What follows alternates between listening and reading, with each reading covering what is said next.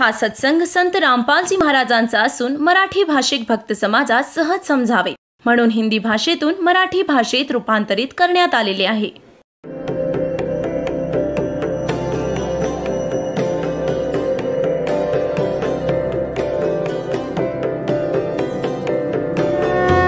और ज्ञान सब ज्ञान डी कबीर ज्ञान सो ज्ञान और जैसे घोड़ा तोब कायम करता चले मैदान. जगद्गुरु तत्वदर्शी संत रामपालजी महाराजांचे अमृत वचन सर्व पवित्र धर्मांच्या व पवित्र शास्त्रांच्या आधारावर. आणि जसं ओम तत्सत मध्ये 3 मंत्र सांगितले त्यातील एक तत् मंत्र सांकेतिक आहे. हा दास तुम्हाला सांगेल, दुसरं कोणीही सांगू शकणार नाही, अधिकारीही नाहीयेत आणि ह्या दासाच्या आधी याचा कोणाला पत्ताही नव्हता. परंतु परमात्मा कबीरजींनी 600 वर्षांपूर्वी आपल्या वाणीमध्ये हे लिहिलं होतं आणि त्याला आत्ता डिस्क्लोज करायचं होतं, तोपर्यंत गुप्त ठेवायचं होतं. हा परमात्म्याचा आदेश होता. याच कारणाने आदरणीय नानक साहेबजींनी सुद्धा या 2 अक्षरी सतनामाचा जप केला, परंतु अन्य कुणाही शिष्याला प्रदान नाही केला आणि न त्यांना जप करण्याचा आदेश दिला. जसं समुद्राची साखी, जशी गुरुनानक देवजींची साखी आहे जन्मसाखी, त्यात समुद्राची साखी आहे. त्यात मर्दाना आणि बाला दोघे गुरुदेवांना प्रार्थना करतात की आम्हाला श्रीलंका दाखवण्याची कृपा करा. तर ते म्हणाले की चला, समुद्रावरून चालत गेले जसे जमिनीवरून चालतात, आणि त्यांना म्हणाले की तुम्ही वाहेगुरु वाहेगुरु जपत रहा. आता मर्दाना आणि बाला तर वाहेगुरु जप करत होते आणि नानकजी हा 2 मंत्रांचा जप करत होते, सतनाम जपत होते तोंडाने मौखिक. त्या दिवशी मर्दानानेही त्याच सतनामाचा जप सुरू केला. तो बुडू लागला समुद्रात. तेव्हा गुरुजी म्हणाले की मर्दाना, तू तोच जप कर जो मी तुला सांगितला आहे, माझी नक्कल करू नकोस, मी करतो तो जप करू नकोस.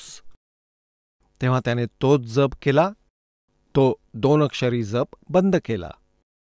आता पुण्यात्म्यांनो, यावरूनही हीच गोष्ट सिद्ध होते की सुनियोजित पद्धतीने परमात्म्याने इथपर्यंत आणले आहे हे रहस्य. परमेश्वर कबीरजींनी सांगितलं होतं धरमदासजींना, धरमदास तो लाख दुहाई, ये सार नाम कहीं बार न जाई. असली मंत्र कुठे बाहेर जाऊ देऊ नकोस. आणि ह्या मूळ ज्ञानाला सुद्धा, यथार्थ ज्ञानालाही अजूनपर्यंत लपवून ठेवायचं आहे.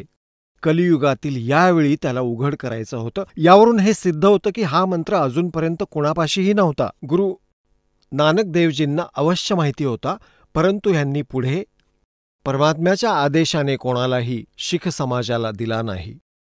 कारण की आता जर हा मंत्र पहिल्यापासून उघड झाला असता तर हे नकली काळाचे दूत राधास्वामी सांगू शकले असते की या 2 अक्षरी मंत्राचा जप करा. मग हा दास तुम्हाला काय सांगू शकत होता? आणि ते नाम त्यांनी दिलंही असतं तरी ते अधिकारी नव्हते आणि तरीही काळाच्या जाळ्यात तुम्हाला अडकवलं असतंच. तर अशा प्रकारे परमात्म्याने तुमच्यावर मेहर केली आहे आणि या परमेश्वराच्या या सतनामाच्या जपाने तुमची पाप नष्ट होतील, तुमचे शाप नष्ट होतील. तुमच्यावर जो काही 3 तापांचा भूत प्रेत पितर जी काही आपत्ती संकट आली आहेत ती सर्व नष्ट होतील. काय सांगतायत? जब ही सतनाम हृदय धरो भयो पाप को नाशे, जैसे चिंगारी अग्नि की भाई पड़े पुराणे गाशे. कबीर परमात्मा म्हणत आहेत आपल्या सच्चिदानंद घनब्रह्मच्या वाणीमध्ये, कबीर वाणीमध्ये. त्या तत्वज्ञानात सांगत आहेत की जब ही सतनाम हृदय धरो.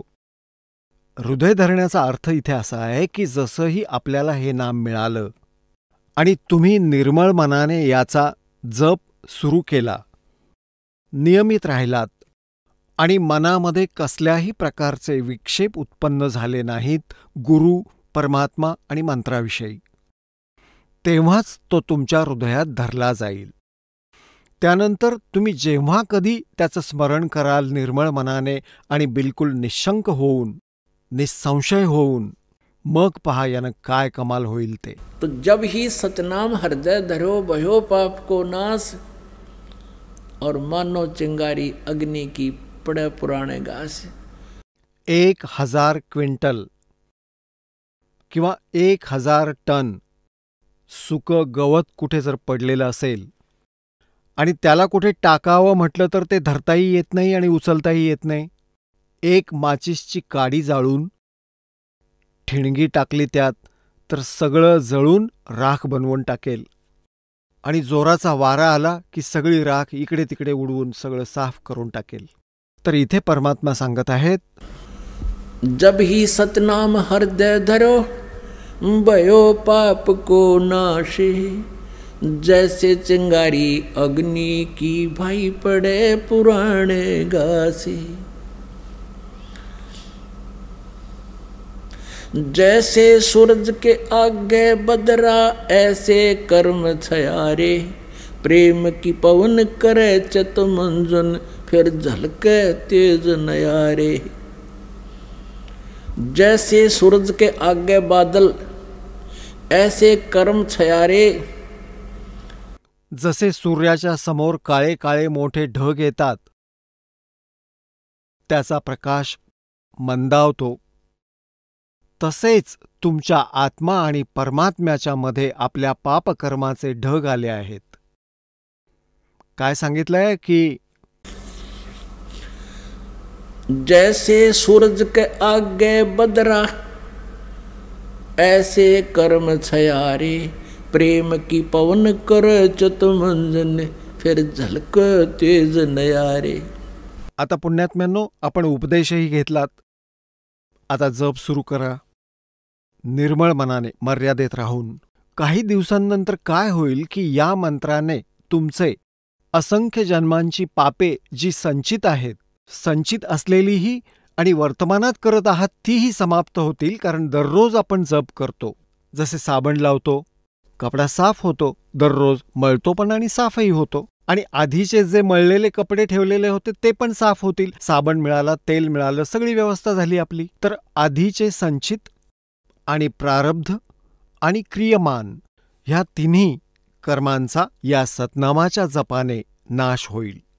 कसा होईल? की जेव्हा तुमची पापं थोडी कमी होतील, तुम्ही करत राहाल. जसं तुम्ही पाहिलंच असेल, जसं एक मोटर मेकॅनिक असतो, त्यांचे कपडे इतके मळलेले असतात की समजत नाही हे कुठल्या रंगाचे होते. आणि जर मग कोणी तो साफ करू लागला तर 2-4 वेळा साबण लावल्याने थोडा थोडा मैल जाऊन कपडा दिसू लागेल की तो आता कपडा आहे. आणि मग त्याला परत परत धुतलं, साफ केलं तर हळूहळू, साबणानं झालं नाही तर पेट्रोलने ड्रायक्लीन करू, तेव्हा तो कपडा साफ होईल. तर असंच पुण्यात्म्यांनो, आपण म्हणतात योगन योगन की वासना हुई इकट्ठी आने, निर्मल कैसे होवेगा तेरे सतगुरु लगे ना काने. युगायुगांची वासना, युगायुगांचे इतके पापकर्म हो गए इकट्ठे आण. आणि स्वच्छ कसं होईल जर तुला कोणी संत, तत्वदर्शी संत तुला भेटला नाही. वो सद्गुरू लगे नाही कान, म्हणजे त्यांची वचनं ऐकायला मिळाली नाहीत. आणि जेव्हा तुमच्या हृदयात, मग काही दिवसात काय होईल तर तुमच्या हृदयात पवित्र प्रेम उत्पन्न होईल भगवंताच्या प्रती. पहिल्यांदा जेव्हा तुम्ही सत्संग ऐकता, 2-4 वेळाही हे ज्ञान ऐकायला चांगलं वाटत नाही.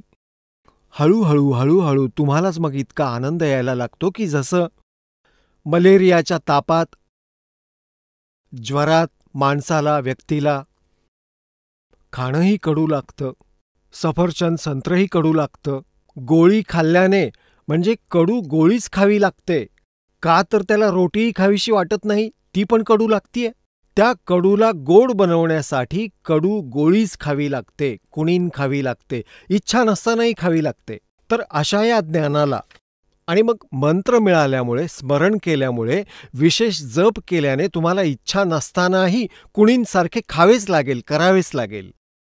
तर सुरुवातीला तुम्हाला त्रासच असेल की गुरुजींनी एवढे मंत्र सांगितले आहेत, हे कसे करणार? अरे सकाळपासून संध्याकाळपर्यंत मजूर कष्ट करतो, शेतकरी नांगर चालवतो, पूर्ण दिवस फताड फताड कोण जाणे कुठवर जातात, मग उठता बसता भगवानाचा मंत्र नाही म्हणू शकत तुम्ही? काही दिवसांनंतर मग तुमचं ह्या मंत्राशिवाय मनही लागणार नाही. तर जसं कुणाला ताप आलाय, ज्वर आलाय, तेव्हा सुरुवातीला त्याला रोटीही चांगली लागत नाही. कुणीन खाल्ल्याने, कडू कुणीनच खाल्ल्याने, इच्छा नसतानाही खाल्ल्याने मग काही दिवसांनंतर त्याचा ज्वर ठीक होऊन जाईल. मग तीच गोड वस्तू तुम्हाला आधी कडू लागत होती भोजनात, आता स्वादिष्ट वाटू लागेल. आता जसं परमात्मा सांगतात, कबीर पिछले पाप से हरि चर्चा ना भावे, कै ऊँग कै ऊठ चले ना और बात चलावे. तुलसी पिछले पाप से हरि चर्चा ना भावे, जैसे जवर के बेग ते भाई भूख विदा हो जावे. तर असा आत्म्यावर पापकर्मांचा ज्वर झाला आहे. आणि या ज्वराचा नाश करण्यासाठी ही कडू गोळी, हे सत्संग वचन जे आजपर्यंत तुम्ही ऐकलं नाहीत, एकदा तरी दचकतो माणूस या ज्ञानाला ऐकून. एकदा तरी सहन करा जिभेवर कुणीन ठेवून की ब्रह्मा विष्णू महेश यांच्याही पेक्षा श्रेष्ठ अजून कोणी शक्ती आहे. परंतु ह्या कुणीनला तुम्ही खायला हवं. ह्या तत्वज्ञानाला तुम्ही ऐकत राहिलं पाहिजे. मग काय होईल काही दिवसांनंतर? हा मंत्र तुम्हाला दिला जातो तर काही दिवस तरी भक्त येतात, तक्रार प्रार्थना करतात की सतनाम चालत नाही, जास्त केलं जात नाही. काही दिवस तुम्ही हे चालू ठेवा, धक्के मारून मारून, मग आपोआप चालू लागेल. तुम्हाला खूप आनंद मिळेल. मग तुमच्या डोळ्यात अश्रू येणं सुरू होईल, भगवानाची जरा सुद्धा चर्चा सुरू झाली तर. तर काय सांगतायत? युगन युगन की वासना उही इकट्ठी आने, निर्मल कैसे होएगा तेरे कोई संत लगे ना कान. जेव्हा संत तुमच्या कानी पडतील, म्हणजे सद्गुरू मिळतील, तेव्हा काय होईल?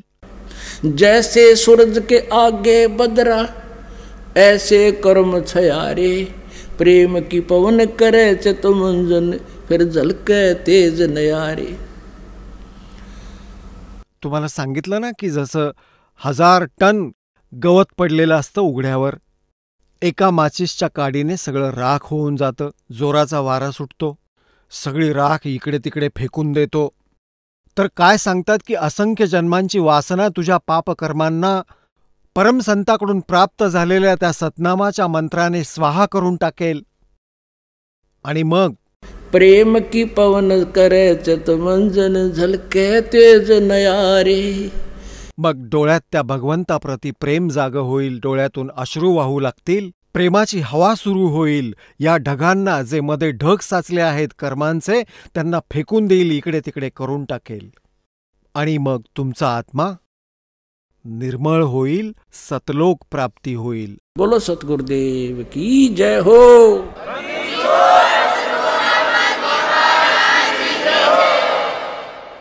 परमपिता परमात्मा पूर्ण ब्रह्म, साऱ्या सृष्टीचे रचनाकार कबीर देवजी, कबीर साहेबजी, हे आपणा साऱ्या आत्म्यांचे पिता आहेत. हे सर्व कुळांचे मालक आहेत. अनंत कोटी ब्रह्मांडांचे निर्माणकर्ता आहेत. आपण तत्वज्ञानाच्या अभावाने परमात्म्याच्या परिभाषेशी परिचित होऊ शकलो नाही. आणि ज्या ज्या कारणांनी आपण आपापली मतं बनवली आहेत, आपले आपले धर्मपंथ बनवले आहेत, त्याविषयी परमात्मा म्हणतात, भाई कोई कहे मारा राम बड़ो है, कोई कहे मारा राम बड़ा है, कोई कहे खुदाई रे, कोई कहे हमरा राम बड़ा है, कोई कहे खुदाई रे, कोई कहे ईसा मसीह बड़ा है, ये बाटा रहे लगाई रे, कोई कहे ईसा मसीह बड़ा है, ये बाटा रहे लगाई रे, कोई कहे मारा राम बड़ा है. तत्वज्ञानाच्या अभावाने आपण आपल्या आपल्या इष्ट देवाला सुप्रीम मानत आहोत.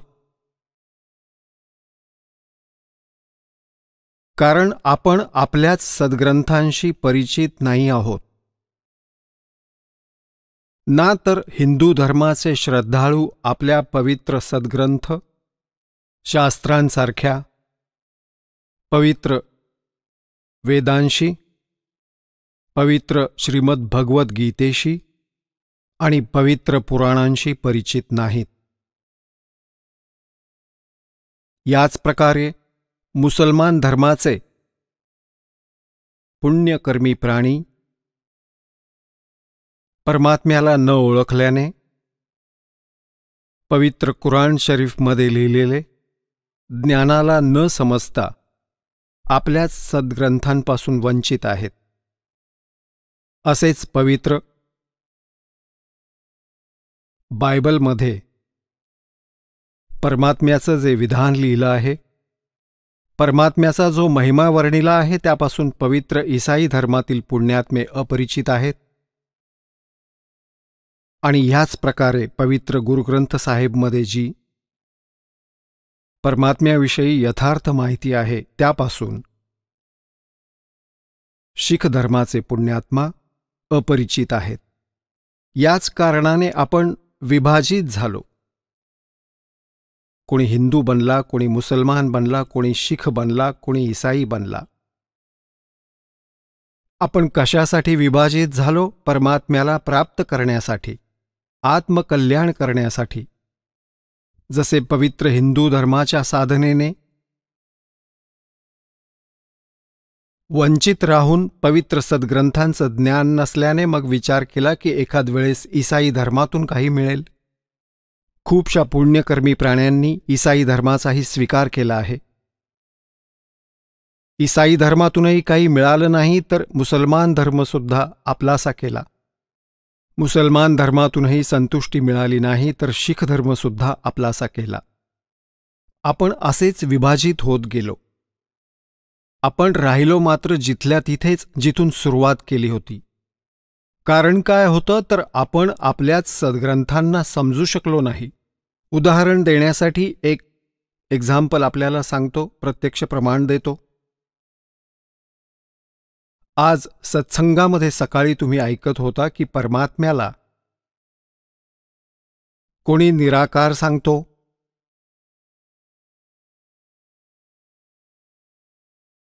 की तो कधी जन्म घेत नाही,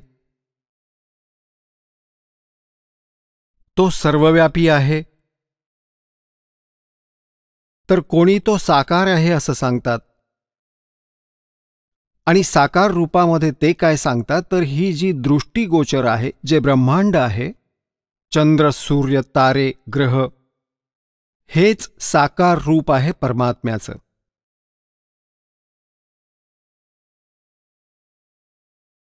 आणि ह्याच कारणाने आपण आजपर्यंत हाच सिद्धांत बनवून आपली साधना करत आलो. आपण साकार मूर्ती ठेवत होतो, भगवान विष्णूजींची पूजा करत होतो. तरीही कुणी विचारित असे की तुम्हाला तो दिसतो का? काय तुम्ही साधना करता? तुम्ही भगवंताला पाहिलं आहे? कसा आहे परमात्मा? तर आपण सांगत होतो की तो तर निराकार आहे, दिसतोय थोडाच. परमात्म्याचा केवळ प्रकाश पाहिला जाऊ शकतो, जसं आपल्या ऐकीव ज्ञानातून लोकवेद आला होता. आता पुण्यात्म्यांनो, समोर आपण विष्णूजींना भगवान मानत होतो आणि तरी आपण भगवंताला निराकार सुद्धा म्हणत होतो. तर ते आपलं लहान मुलांचं ज्ञान होतं. आणि हीच स्थिती प्रत्येक धर्माच्या व्यक्तीची आहे.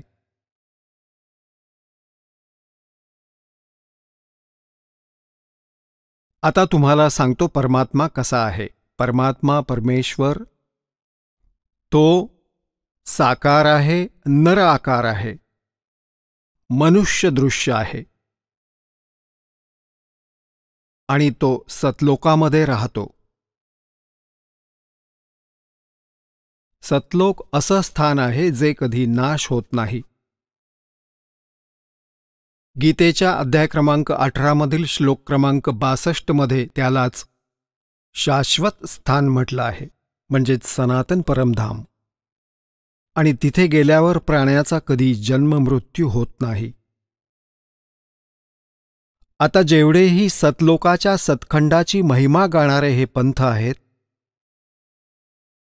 त्यांना कखचंही ज्ञान नाही सतखंड आणि वरील लोकांचं. केवळ कानोकानी ऐकलेलं ज्ञान परमात्मा कबीरजींच्या वाणीला रटून पाठ केलं आहे, त्याचाच उलटा सुलटा अनुवाद करून भोळ्या आत्म्यांना भ्रमित करून ठेवला आहे, जे त्यांचे अनुयायी आहेत. सर्वप्रथम तुम्हाला पवित्र बायबलशी परिचित करतो. पवित्र बायबल वाचणाऱ्यांना तुम्ही विचारा, परमात्मा साकार आहे की निराकार? ते म्हणतील परमात्मा निराकार आहे आणि म्हणतात गॉड इज फॉर्मलेस. त्यांनी तर पवित्र बायबल समजूनच घेतलेलं नाही. पवित्र बायबलमध्ये लिहिलं आहे की परमात्मा मनुष्यसदृश आहे आणि 6व्या दिवशी त्या परमेश्वराने म्हटलं की मी मनुष्याला माझ्याच रूपात उत्पन्न करीन, आणि तसंच केलं. 6व्या दिवशी भगवंतानं मनुष्याला आपल्याच रूपात उत्पन्न केलं, नर आणि नारी बनवून त्यांची उत्पत्ती केली. आता पहा प्रमाण पवित्र बायबलमध्ये. पवित्र बायबल संपूर्ण जीवन अध्ययन बायबल. पवित्र बायबल संपूर्ण जीवन अध्ययन बायबल. संपादक आहेत डेव्हिड स्टुआर्ड, इंग्रजी. प्रधान संपादक Donald C Stamps, MA, MDiv. संयुक्त संपादक. हे सगळं लिहिलेलं आहे. हे USA मधून छापलं आहे. आता हे पहा उत्पत्ती, ज्याला इंग्रजीमध्ये म्हणतात हे जेनेसिस. इथे सुरुवात होते. सुरुवातीला परमेश्वराने आकाश आणि पृथ्वीची सृष्टी केली. पृथ्वी बेडौल आणि ओसाड पडली होती आणि खोल पाण्यावर अंधार पसरला होता. आणि परमात्म्याचा आत्मा त्या पाण्यावर फिरत होता. जेव्हा परमेश्वराने म्हटलं की प्रकाश होऊ दे, तेव्हा सगळीकडे प्रकाश पसरला. आणि परमेश्वराने प्रकाशाकडे पाहून म्हटलं की ठीक आहे, आणि मग परमेश्वराने प्रकाशाला अंधारापासून वेगळं केलं. आणि परमेश्वराने प्रकाशाला दिवस आणि अंधाराला रात्र म्हटलं. संध्याकाळ झाली, मग पहाट झाली. पहाट म्हणजे सकाळ. अशा प्रकारे पहिल्या दिवसाची रचना केली प्रभूने, परमात्म्याने, परमेश्वराने. मग परमेश्वर म्हणाला पाण्यामध्ये असं अंतर पडावं, पाणी 2 भाग होईल, आणि तसंच झालं. तर अशा प्रकारे संध्याकाळ झाली, पहाट झाली आणि दुसरा दिवस उजाडला. मग तिसऱ्या दिवशी अजून काही रचना केली आणि पहाट झाली, संध्याकाळ झाली आणि तिसरा दिवस झाला. हे पहा, संध्याकाळ झाली, पहाट झाली आणि चौथा दिवस उजाडला. अजून काही रचना केली परमात्म्याने, चौथा दिवस होऊन गेला. आता या पृष्ठ क्रमांक 5 वर आता अजून बरीचशी रचना केली परमेश्वराने, आणि संध्याकाळ झाली, पहाट झाली आणि असा 5वा दिवस झाला. आता आपण 6वा दिवस वाचू. मग परमेश्वराने म्हटलं की मी मनुष्याला माझ्याच स्वरूपाच्या अनुसार माझ्या समान बनवेल, आणि तो समुद्रातील मासे आणि आकाशातील पक्षी आणि पाळीव प्राणी आणि साऱ्या पृथ्वीवर आणि सगळ्या रांगणाऱ्या जंतूंवर जे पृथ्वीवर फिरतात अधिकार ठेवेल, म्हणजे त्यांच्यापेक्षा बुद्धिमान असेल. तेव्हा परमेश्वराने मनुष्याला आपल्या स्वरूपाप्रमाणे उत्पन्न केलं. आपल्याच रूपाच्या अनुसार परमेश्वराने त्याला उत्पन्न केलं. नर आणि नारी करून त्याने मानवाची सृष्टी केली. आता पुण्यात्म्यांनो परत वाचा. तेव्हा परमेश्वराने मनुष्याला आपल्याच स्वरूपानुसार उत्पन्न केलं. आपल्याच स्वरूपाच्या अनुसार परमेश्वराने त्याला उत्पन्न केलं, नर आणि नारीच्या रूपात मानवाची सृष्टी केली. आता या पवित्र बायबलमध्ये उत्पत्ती ग्रंथ अध्याय नंबर 1 मधील श्लोक नंबर 26 आहे हा. यात स्पष्ट केलं आहे की परमात्मा मनुष्यासारखा आहे. त्याने मनुष्याला आपल्यासारखं बनवलं आहे. नर आणि नारी रूपात त्याची उत्पत्ती केली. पुढे परमेश्वराने अजून एक कमाल केली आहे की मनुष्याला मांस खायचा आदेश त्या परमपित्याचा नाहीये, ज्याने साऱ्या ब्रह्मांडांची रचना केली, जो कुळांचा मालक आहे. पुढे पहा, याच उत्पत्ती ग्रंथात हा 26 नंबर आपण वाचला. 27 नंबरमध्ये की मनुष्य 26 आणि 27 मध्ये ही व्यवस्था सांगितली आहे. ह्या 27व्या श्लोकात लिहिलं आहे की तेव्हा परमेश्वराने मनुष्याला आपल्या स्वरूपाप्रमाणे निर्माण केलं. आपल्या रूपाच्या अनुसार परमेश्वराने मनुष्याला उत्पन्न केलं आणि नर आणि नारी रूपात मनुष्याची सृष्टी केली. आता 29व्या श्लोकात पहा. मग परमेश्वराने त्यांना सांगितलं, मनुष्यांना, ऐका, जितकी बिया धारण करणारी छोटी छोटी झाडं या सर्व पृथ्वीवर आहेत आणि जेवढ्या वृक्षांमध्ये बीज असणारी फळं असतात, हे सारं मी तुम्हाला दिलं आहे तुमच्या भोजनासाठी. आता पूर्ण परमात्म्याचा कोणताही आदेश नाही मांसाहार करायचा कोणत्याही मनुष्याला. आणि हे किती वाईट पद्धतीनं खातात हे ईसाई लोक. तेव्हा संध्याकाळ झाली, पहाट झाली आणि अशा प्रकारे 6वा दिवस पार पडला आणि खूप काही रचना केली यानंतर. आता 7वा दिवस पहा.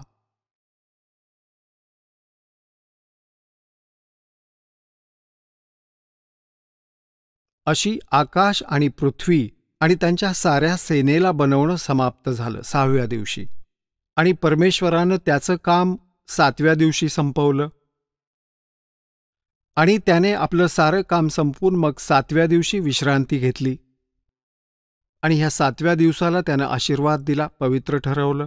सृष्टीच्या साऱ्या रचनेच्या कामातून विश्राम घेतला. आता पवित्र बायबलमधून खूप सारी रहस्य जी आहेत पुढे येतील. यातून हेही तुमच्या समक्ष येईल की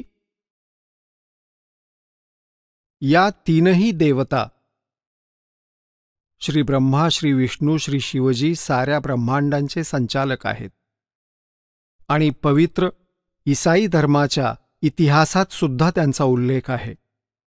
भलेही त्यांची नावं घेतली नसतील, अन्य त्यांच्या भाषेत काहीही लिहू देत. आता पुण्यात्म्यांनो, परमात्म्याने आदम आणि हव्वाची उत्पत्ती केली, जसं पवित्र बायबलमध्ये लिहिलं आहे. आणि मग मनुष्यांची रचना करून जे काही इथे बनवायचे होते त्यांना बनवून चंद्र, तारे, पृथ्वी इत्यादी. तर परमात्मा जो सर्व सृष्टीचा रचनाकार आहे त्याने तर विश्राम घेतला, वरच्या पदास निघून गेला. त्यानंतर इथे या काळ भगवंताने जबाबदारी स्वीकारली, ब्रह्मने, जो श्री ब्रह्मा, श्री विष्णू, श्री शिवजी यांचा पिता आहे. तर यामध्ये हे प्रमाण दाखवतो, काय लिहिलं आहे की आदम आणि हव्वा, आदम व्यक्तीचं नाव आहे आणि हव्वा त्याची पत्नी, या दोघांना या काळने आपला पुत्र ब्रह्माजींकडे सोपवलं. आता पुढे दाखवतो की परमात्मा साकार आहे की निराकार. तर त्या दोघांना, आदम आणि हव्वाला, स्वर्गामध्ये एका वाटिकेत राहण्यासाठी सोडून दिलं आणि त्यांना एक विशेष सूचना केली भगवंताने, येथील भगवंताने, की तुम्ही या वाटिकेच्या आत आणि कोणत्याही वृक्षाचं फळ तुम्ही खाऊ शकता, परंतु मध्यात उगवलेल्या झाडांची फळे खाऊ नका, कारण तुम्ही खाल तर मरून जाल. यात लिहिलंय की काही दिवसांनंतर एक साप आला. त्या सापाने त्यांना विचारलं, आदम आणि हव्वा यांना, हव्वाला म्हटलं की तुम्ही ह्या मधल्या झाडांची फळं का बरं खात नाही? तेव्हा हव्वाने सर्पाला सांगितलं की आम्हाला भगवंताने मनाई केली आहे आणि म्हटलं आहे की जर आम्ही ह्या मधल्या झाडांची फळं खाल्ली तर आमचा मृत्यू होईल. तर सर्प म्हणाला की नाही, असं होणार नाही. हा भगवान तुम्हाला फसवत आहे. तुम्ही मरणार नाही, तर तुम्हाला चांगलं आणि वाईट यांचं ज्ञान होईल ही फळं खाल्ल्याने. याचमुळे भगवंताने तुम्हाला अंधारात ठेवलं आहे की जर तुम्ही ही मधली फळं, ह्या मधल्या वृक्षाची फळं खाऊन स्वतःच्या अस्तित्वाला जाणून घ्याल, ते त्याला नको आहे. आता हव्वाने त्या मधल्या वृक्षाचं फळ तोडलं, स्वतःही खाल्लं आणि आपल्या पतीलाही खाऊ घातलं. त्यावेळी ते दोघेही नग्न होते आणि त्यांची अशी बुद्धी होती की ते एकमेकांपासून लाजत नव्हते. ते फळ खाल्ल्यानं त्यांना जाणीव झाली की आपण असं नाही राहिलं पाहिजे. तर त्यांनी अंजिराची पानं असतात अशी मोठी मोठी, त्या पानांना तोडलं आणि आपल्या शरीरावर बांधलं. लिहिलं आहे या पवित्र बायबलमध्ये की संध्याकाळच्या वेळी भगवान आले वाटिकेत फेरफटका मारण्यासाठी आणि त्यांनी आवाज दिला की आदम आणि हव्वा, तुम्ही कुठे आहात? भगवंताला पाहून त्याची चाहूल लागताच ते लपून बसले वृक्षांच्या मध्ये आणि म्हणू लागले की आम्ही इथे बसलो आहोत, आम्हाला तुमच्यासमोर यायची लाज वाटते कारण की आम्ही नग्न आहोत. तर भगवंत म्हणाले की तुम्ही मधल्या झाडाचं फळ खाल्लं का? ते म्हणाले की हो, आम्ही त्या मधल्या झाडाचं फळ खाल्लं, ज्यामुळे आता आम्हाला एक दुसऱ्यासमोर यायला लाज वाटू लागली आहे. यामुळे भगवान नाराज झाले आणि म्हणाले की तुम्हाला कुणी सांगितलं या झाडाचं फळ खायला?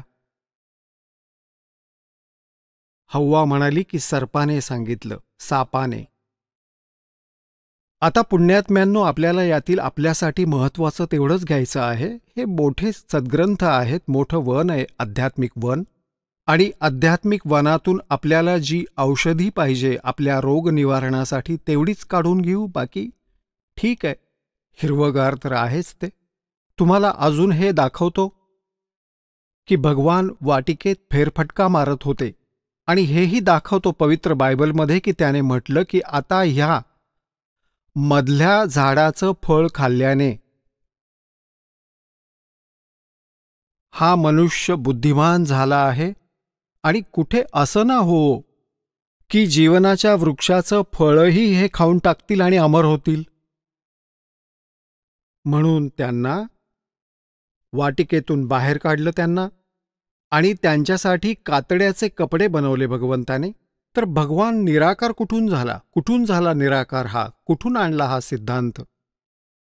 हे पहा, हे आपण वाचत आहोत पवित्र बायबल आणि जेनेसिस 3 म्हणजे 3रा अध्याय, मनुष्याचं पतन, पृष्ठ क्रमांक 9 वर.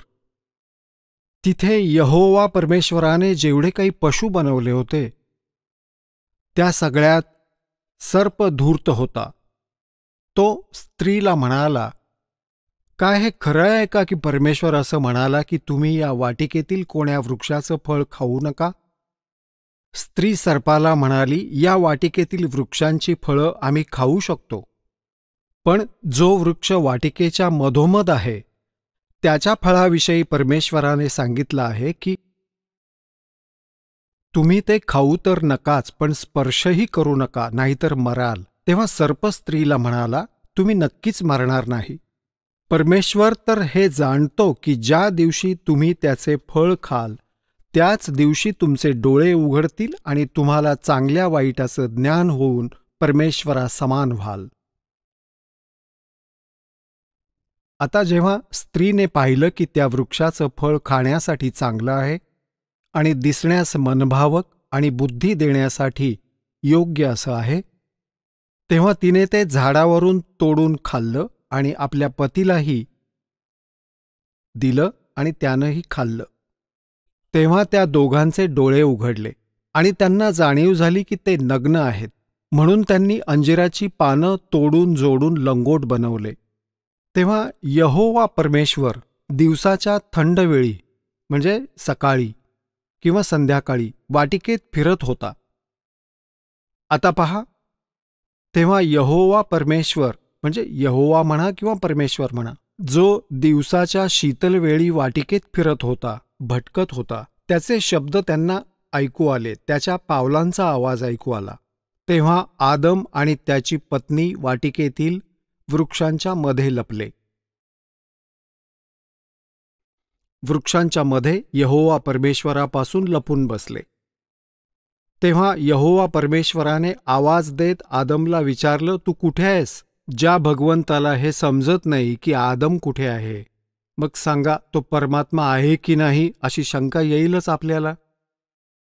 तेव्हा यहोवा परमेश्वराने आवाज देत आदमला विचारलं, तू कुठे आहेस? त्याने म्हटलं की मी तुझे शब्द ऐकून घाबरलो, कारण मी नग्न होतो म्हणून लपून बसलो. आता तो म्हणतो, कोण म्हणतो? यहोवा परमेश्वर म्हणतो की कुणी तुला सांगितलं की तू नग्न आहेस? ज्या वृक्षाचं फळ खाण्यास मी तुला मनाई केली होती, काय तू त्याचं फळ खाल्लंयस? आदम म्हणाला, ज्या स्त्रीला तू माझ्याबरोबर राहण्यासाठी दिलं आहेस, तिनंच त्या वृक्षाचं फळ मला दिलं आणि मी ते खाल्लं. तेव्हा यहोवा परमेश्वर स्त्रीला म्हणाला की तू हे काय केलंस? स्त्री म्हणाली की सर्पाने मला बोलण्यात फसवलं, तेव्हा मी ते खाल्लं. पृष्ठ क्रमांक 10 आता आपण पाहाल. उत्पत्ती ग्रंथ अध्याय 3 आणि 4 आपण वाचत आहोत. आता 3 चालू आहे. यात काय लिहिलंय की आदमने आपल्या पत्नीचं नाव हव्वा ठेवलं, कारण जेवढे मनुष्य जिवंत आहेत त्यांची आदिमाता तीच आहे. आणि यहोवा परमेश्वराने आदम आणि त्याच्या पत्नीसाठी चामड्याचे अंगरखे बनवून त्यांना परिधान केले. मग हा भगवान निराकार कुठून आहे? साऱ्या गोष्टी तर करतोय, त्याचे कपडे बनवतोय, फिरतोय, भटकतोय. मग यहोवा परमेश्वर म्हणाला की मनुष्य चांगल्या वाईटाचं ज्ञान प्राप्त करून आमच्यातीलच एक झाला आहे. आता भगवान एक वरून अनेक झाले आहेत. मग यहोवा परमेश्वर म्हणाला की मनुष्य चांगल्या वाईटाचं ज्ञान प्राप्त करून आमच्यातीलच एका समान झाला आहे. यावरून असं सिद्ध होतं की हे भगवान ह्याच तऱ्हेने एकापेक्षा अधिक आहेत. म्हणून आता असं न होवो की हे हात लांब करून जीवनाच्या वृक्षाचीही फळं तोडून खातील आणि सदैव जीवित राहतील. एक अजून प्रमाण दाखवतो याच पवित्र बायबलमध्ये, हे पहा. ह्या पृष्ठ क्रमांक 11 सुद्धा हेच समर्थन आहे. हा उत्पत्ती ग्रंथ आहे. 4 आणि 5 अध्याय चालू आहेत. 5व्या अध्यायातही हेच स्पष्ट केले. सुरुवातीला आदमपासून नूहपर्यंत याचं यात वर्णन आहे. आदमची वंशावळ अशी आहे की जेव्हा परमेश्वराने मनुष्याची सृष्टी केली तेव्हा आपल्याच स्वरूपात त्याला बनवलं. आता दुसऱ्यांदा परत इथं प्रमाणित केलं आहे की परमेश्वराने मनुष्याची सृष्टी केली तेव्हा आपल्याच स्वरूपात त्याला बनवलं. त्याने नर आणि नारी रूपात मनुष्याची सृष्टी केली आणि त्यांना आशीर्वाद दिला आणि त्यांच्या सृष्टीच्या वेळेस त्याचं नाव आदम ठेवलं. आता स्पष्ट झालं. 2 वेळा परत सांगितलं. आता पुढे दाखवतो.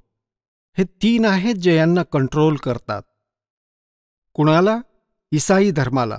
हे पहा, ते 3 आहे. 3चंही प्रमाण तुम्हाला देतो. हे पहा, हे आहे 24 पृष्ठ आणि तोच उत्पत्ती म्हणजे जेनेसिस 17-18. 3 अतिथी. अब्राहम मम्रेच्या बांबूच्या वृक्षांच्या मध्ये कडक उन्हात तंबूच्या दारात बसला होता. अब्राहम. तेव्हा यहोवाने त्याला दर्शन दिलं.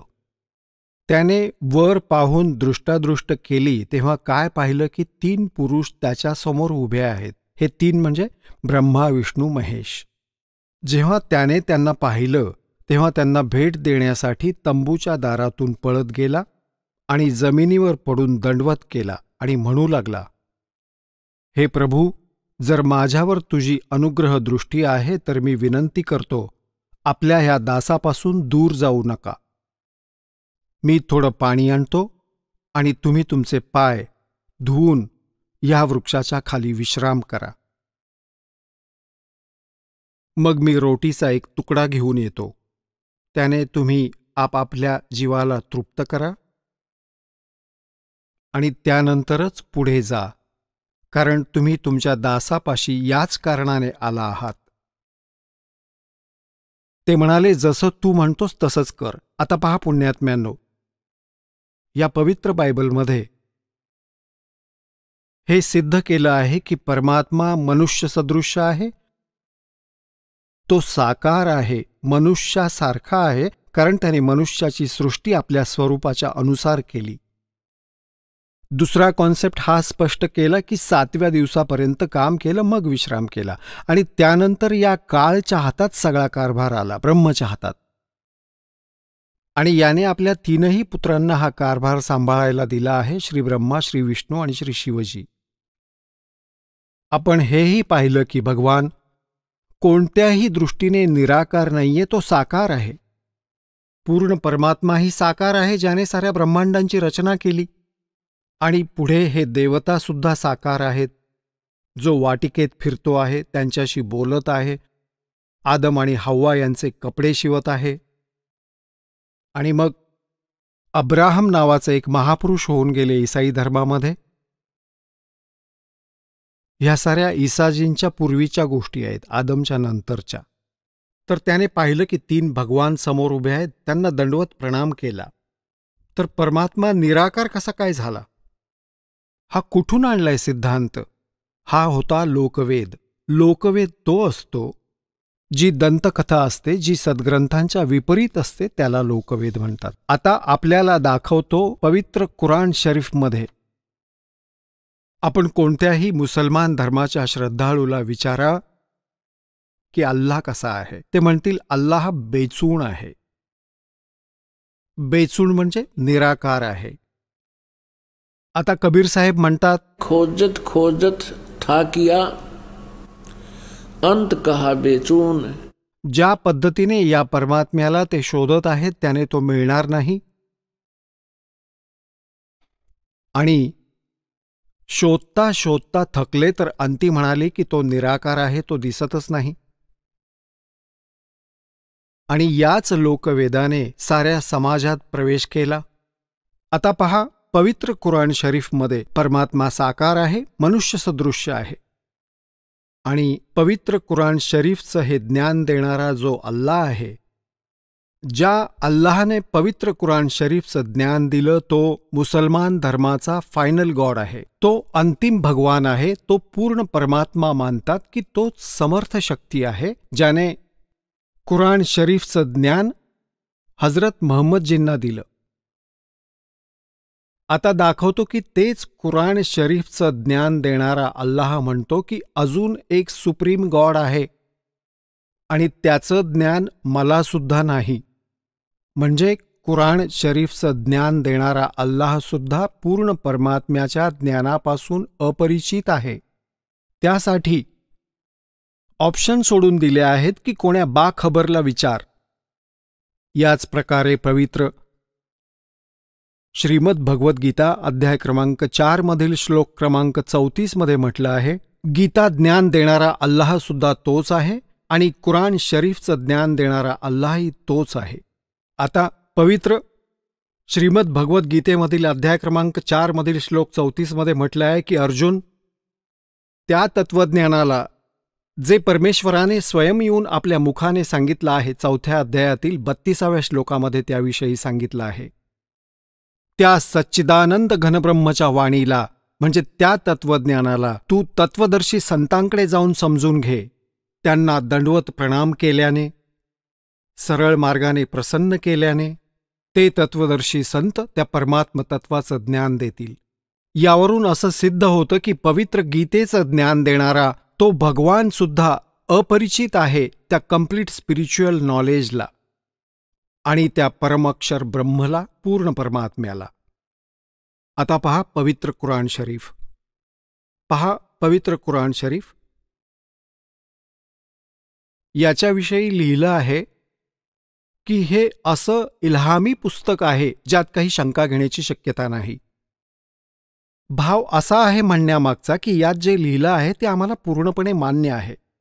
आता याच्यात मुतर्जम म्हणजे शास्त्रीय अरबी पद्धती नागरी लिपीमध्ये रूपांतरकार आहेत नंदकुमार अवस्थी. शेरवानी संस्करण.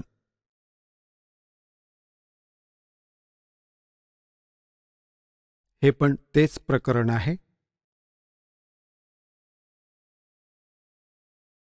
प्रकाशक आहेत लखनौ किताबघर, मौसमबाग, सीतापूर रोड, लखनौ. आपण यातील सुरत फुरकानी 25 नंबर सुरत फुरकानी बघणार आहोत. हा 25 क्रमांक आहे. पृष्ठ क्रमांक 604 वर हे कुराण शरीफ. आणि इथे पहा, यातील 52 क्रमांकाच्या आयतपासून सुरुवात करूया. 52 पासून. फला तुतील काफिरिन व जाहिदहम बिही जिहादन कबीरन. आता या प्रकारे यांनी, ही तर आहे अरबी भाषा देवनागरी लिपीमध्ये लिहिली. ही आहे अरबी भाषा उर्दू भाषेमध्ये लिहिली आहे. उर्दू लिपीमध्ये हे सारे. आणि हीच भाषा जर हिंदीमध्ये लिहिली यांनी, जशा प्रकारे ही उर्दूमध्ये लिहिली आहे, भाषा ही अरबी आहे. याचा अनुवाद पण यांनी इथे केला आहे. पहा, हा 52 नंबर आहे. आता कुराण शरीफचे ज्ञान देणारा अल्लाह हजरत महम्मदजी यांना म्हणत आहे की ए पैगंबर, तू काफिरांचं म्हणणं ऐकू नकोस. आणि या कुराणातील सूचनांनुसार, म्हणजे मी तुला जे ज्ञान देत आहे त्याचा सामना चांगला जोर लावून कर. यांनी या कबीरचा अर्थ जिहादन कबीरन, यांनी कबीरचा अर्थ इथे मोठा असा केला आहे. आता कोणत्या ना कोणत्या अक्षराचा, शब्दाचा अर्थ तर असतोच. आता त्याचा वास्तविक अर्थ काय होतो ते हा दास सांगेल.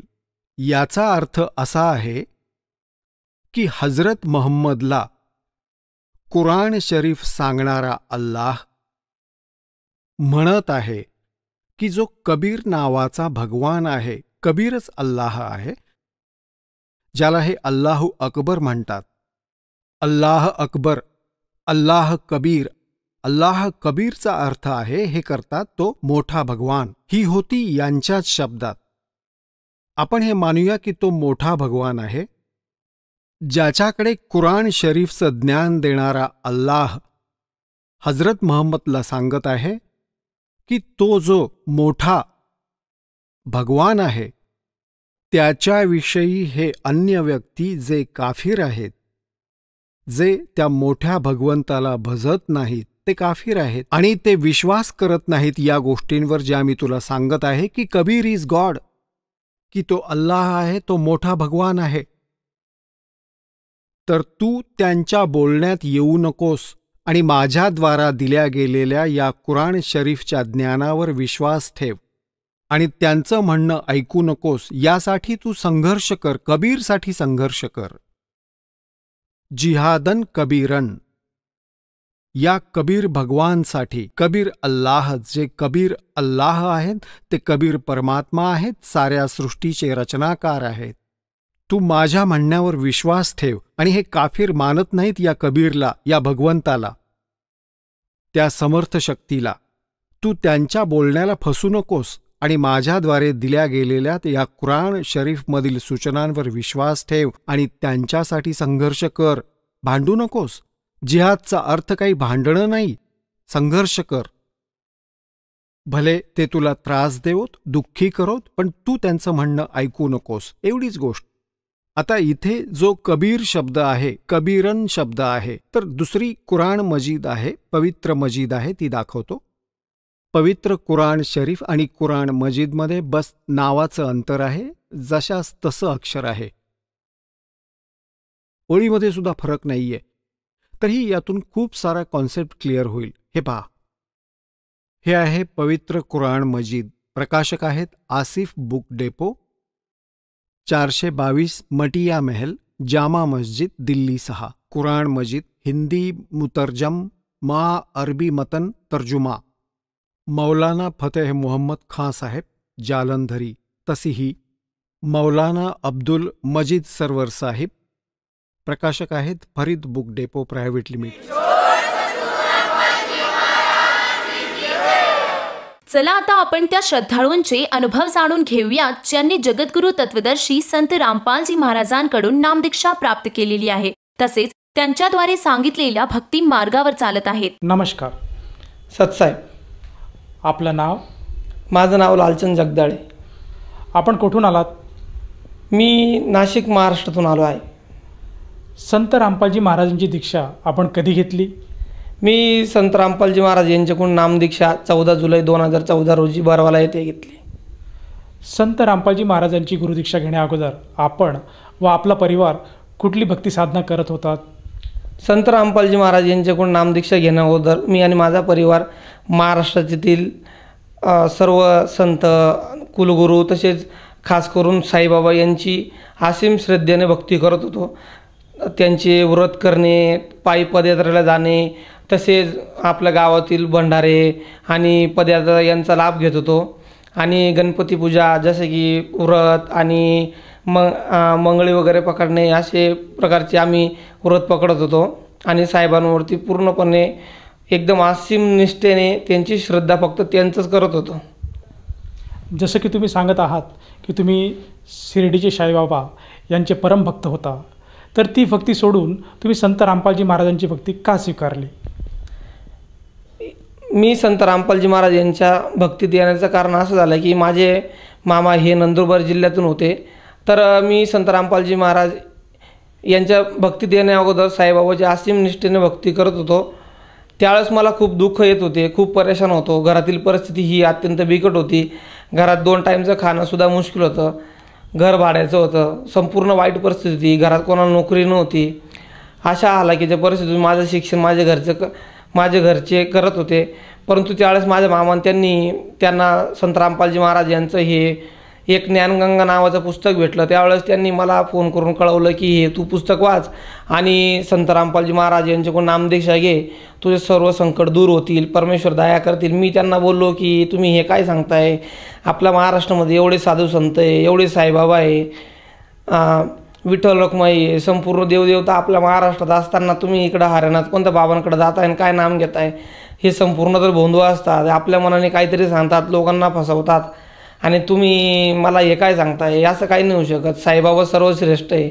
मग ते एक दिवशी ते माझे मामा आमच्या घरी आले आणि आल्यानंतर त्यांनी माझ्याशी बरेच परमेश्वराविषयी खूप ज्ञान चर्चा केली. त्यावेळेस मी त्यांना म्हणालो की तुम्ही एवढं काही सांगताय की परमेश्वर असा आहे तसा आहे, तर याला प्रमाण काय? तर त्यावेळेस त्यांनी मला संत रामपालजी महाराज यांनी लिहिलेलं ज्ञानगंगा नावाचं पुस्तक दिलं. त्यामध्ये मी स्वतः उघडून बघितलं की सर्व 4 वेद, 16 शास्त्र, 18 पुराण हे पूर्ण परमेश्वराकडे बोर्ड दाखवत आहे की तो पूर्ण परमेश्वर कोण आहे.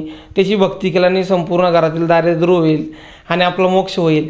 पण तरी बी माझं मन मानत नव्हतं. मग मी त्यांना असं म्हटलं की आपलं एवढं भारतामध्ये एवढे संत आहे, त्यातले मी साईबाबांना एवढं सगळं मानतो, इतकं साईबाबांसाठी मी इतकं काय करतो आणि साईबाबा मला सगळं काय करतील. परंतु त्यांनी सांगितलं की आपल्या 4 वेदांमध्ये तर साईबाबांविषयी काही सांगितलेलं नाही. तो पूर्ण परमेश्वर तर कोणी वेगळाच आहे. तरी माझं म्हणणं ऐकत नव्हतं. एकीकडे मी ते ज्ञानगंगा पुस्तक वाचत होतो आणि आपल्या शास्त्रांचं मिलन करत होतो आणि एका साईडला माझ्या मनातील साईबाबांबद्दलची दृढ भक्ती ही पूर्णपणे वेगळी होत नव्हती. तर त्यावेळेस त्यांनी मला सांगितल्याप्रमाणे मी त्यांना म्हटलं की एक काम करा, चला तुमचे संत रामपालजी महाराज यांच्याकडून नामदीक्षा घेतल्यानंतर जर खरंच जर हे पूर्ण परमेश्वर आहे किंवा यांनी सांगितलेलं ज्ञान जर सगळं खरं असेल तर माझ्या घरातलं 18 विश्व आराध्य ही परिस्थिती असलेली, माझं घराचं परिस्थिती अत्यंत खराब आहे. ही परिस्थिती तुमच्या रामपालजी महाराज बदलू शकता का? मग मी नाम घेतो. मला तुमचे रामपालजी महाराज नोकरी लावू शकता का? आज समाजामध्ये एवढी खराब परिस्थिती झालेली आहे की लोकांना रोजगार नाही, नोकऱ्या नाही आणि तुमचे रामपालजी महाराज काय मला नोकरी लावून देतील का? तर ते म्हटले की हो, सगळं खाऊ शकतो, तू फक्त पूर्ण परमेश्वराची भक्ती कर. आपले जे शास्त्र सांगतायत त्याच सांगितल्याप्रमाणे तू वाघ नियमांमध्ये राहा, परमेश्वरासाठी काही अशक्य नाही. मग मी त्यांच्यावरती विश्वास ठेवला आणि त्यांना चॅलेंज केलं, जर तुमचे संत रामपालजी महाराज जर मला सरकारी नोकरीला लावू शकता, जर त्यांच्यात एवढी पॉवर आहे, त्यांनी दिलेली भक्ती ही जर खरी असेल तर मी त्यांच्याकडून नामदीक्षा घेतो. परंतु त्यांनी माझं हे स्वप्न पूर्ण करावं, कारण माझं घरची परिस्थिती अत्यंत बिकट आहे. मला हा एकच पर्याय उरलेला होता. मग मी संत रामपालजी महाराज यांचं देणं पुस्तक वाचत होतो आणि त्यांच्यासोबत जाऊन एक दिवशी बरवाल येथे जाऊन संत रामपालजी महाराज यांच्याकडून नामदीक्षा घेतली. जसं की तुम्ही सांगत आहात की तुम्ही शिर्डीच्या साईबाबांना खूप मानत होतात, परंतु ती भक्ती सोडून तुम्ही संत रामपालजी महाराजांची भक्ती स्वीकारली. संत रामपालजी महाराजांची भक्ती स्वीकारल्यानंतर आपण जे चॅलेंज दिलं होतं ते चॅलेंज पूर्णपणे पूर्ण झालं का? हो, मी संत रामपालजी महाराज यांना चॅलेंज केलं होतं की जर तुम्ही दिलेली भक्ती ही जर खरी, हे 4 वेद 16 शास्त्र 18 पुराण यात सांगितलेली तुम्ही जी भक्ती सांगता हीच जर खरी असणार तर मला नोकरी लावून दाखवा. पण परमेश्वराच्या कृपेने संत रामपालजी महाराज यांच्या कृपेने मला महाराष्ट्रातील मुंबई उच्च न्यायालय या ठिकाणी शिपाई या पदावरती मला नोकरी लागली आणि सरकारी खात्यात मला नोकरी लागली. आणि त्यावेळेस मला अधिक दृढ विश्वास झाला. त्याचप्रमाणे मला मुंबई उच्च न्यायालयात काम करत असताना संत रामपालजी महाराज यांच्या दयेने काम करत असताना मला कायम नेहमी जाणे येणे हे लोकलने असायचे. 2दा तर माझा अत्यंत गर्दीच्या ठिकाणी पाय घसरला आणि मी गाडीतून पडलो. पण परमेश्वराच्या कृपेने त्यावेळेस स्वतः संत रामपालजी महाराज यांच्या दयेने मी वाचलो. अक्षरशः अशा परिस्थितीत लोकांचे हातपाय तुटतात, कोणी बरेच जण जागेवर मरतात. पण संत रामपालजी महाराज यांच्या दयेने मला साधा नखाला सुद्धा धक्का लागला नाही. ही परमेश्वराची कृपा झाली आणि मी त्यावेळेस वाचलो. तसेच मी एकदा मनमाड तर नाशिक जात असताना त्यावेळेससुद्धा एक्सप्रेसमधून काही 2-3 व्यक्तींनी मला धक्का दिला आणि मी गाडीतून पडलो. पण परमेश्वराच्या कृपेने मला तेव्हासुद्धा नखाला सुद्धा धक्का लागला नाही आणि मी सुखरूप आलो. लोक धावत आले, तेथील सर्व लोक पळत आले की आता हा मुलगा मेला म्हणून आणि मला उचलायला लागले. परंतु मी स्वतः उभं राहिलो आणि चालायला लागलो. सगळे बघून चकित झाले की असं कसं होऊ शकतो. त्यावेळेस पूर्ण परमेश्वर संत रामपालजी महाराज यांनीच मला वाचवलं. तसेच माझ्या घरातील आर्थिक परिस्थिती ही नंतर सुधरत गेली आणि मग नंतर माझ्याकडे स्वतः राहण्यासाठी माझ्याकडे स्वतःचे घर नव्हते. पण परमेश्वर संत रामपालजी महाराज यांच्याकडून नामदीक्षा घेतल्यानंतर माझं स्वतःचं घर झालं, मला नोकरी मिळाली आणि घरातील जी आर्थिक परिस्थिती ही सुधरत गेली. सगळ्यांचे आरोग्य आता चांगलं राहतं आहे आणि परमेश्वराची आम्ही भक्ती करतोय. सर्वसामान्य जनतेला आपण काय संदेश द्याल? आपले महाराष्ट्रातील बरेचसे भाविक आपल्या श्रद्धेने भक्ती करताय, त्यांना मी एकच विनंती करू इच्छितो की पूर्ण परमेश्वर या धर्तीवरती आलेले आहे आणि त्यांच्याकडून नामदीक्षा घेऊन आपला मोक्ष करवून घ्यावा. संत रामपालजी महाराजांची दीक्षा जर कोणा व्यक्तीस घ्यावायची असेल तर ती व्यक्ती दीक्षा कशी घेऊ शकेल? संत रामपालजी महाराज यांच्याकडून जर नामदीक्षा घ्यायची असल्यास सध्या स्क्रीनवरती काही नंबर फ्लॅश होत आहे, तर त्यावरती फोन करून आपण महाराष्ट्रातील नामदान केंद्रांची माहिती घेऊ शकता. संत रामपालजी महाराज यांच्या दयेने संपूर्ण महाराष्ट्रातील खेड्यापाड्यात गावोगावी नामदान केंद्र उभारली गेलेली आहे. तिथून आपण फोन नंबरवरती कॉन्टॅक्ट करून नामदीक्षा घेऊ शकतात. संत रामपालजी महाराजांची नामदीक्षा घेण्यासाठी कुठल्या प्रकारचा खर्च येतो? संत रामपालजी महाराज यांच्याकडून नामदीक्षा घेण्यासाठी कुठलाही प्रकारचा खर्च येत नाही, 1 रुपये लागत नाही. उलट नामदीक्षा ही पूर्णपणे मोफत दिली जाते. धन्यवाद. सतसाहेब.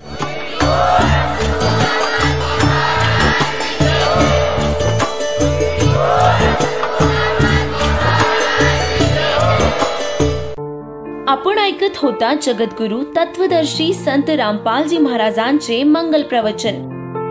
निशुल्क नामदीक्षा प्राप्त करण्यासाठी आणि अधिक माहितीसाठी संपर्क करा 7030303951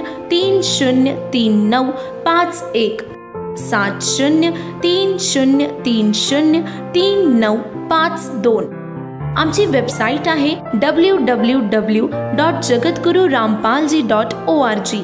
सर्व पवित्र धर्मांच्या पवित्र शास्त्रांवर आधारित प्रमाणित अनमोल पुस्तक ज्ञानगंगा किंवा जगण्याचा मार्ग यापैकी कोणतेही एक पुस्तक निशुल्क मागविण्यासाठी आम्हाला आपले पूर्ण नाव, पूर्ण पत्ता, पिनकोड सहित आणि फोन नंबर लिहून 7030303951 7030303952 या नंबरावर SMS करू शकता किंवा आम्हाला 7030303950 या नंबरावर WhatsApp देखील करू शकता.